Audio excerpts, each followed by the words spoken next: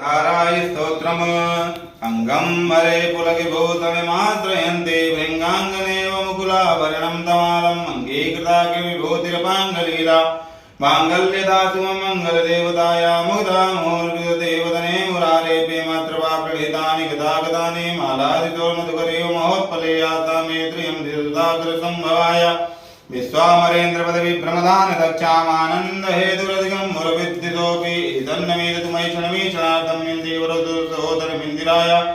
आमेलिताकिमधिकं यमुदा मुकुन्दम् आनन्दकन्दमुनिवेदमनं गतं ब्रह्माके करस्थितिकरीलिभग्नेत्रं भूते विन्मभुजङ्गस्याङ्गनाय भगवान्तरे मनुजिता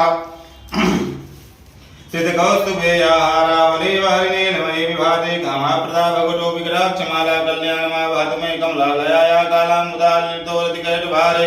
दाराधरे त्वदियाधरिनन्दने वा मातोतमस्तु जगदामानीयमूर्तिः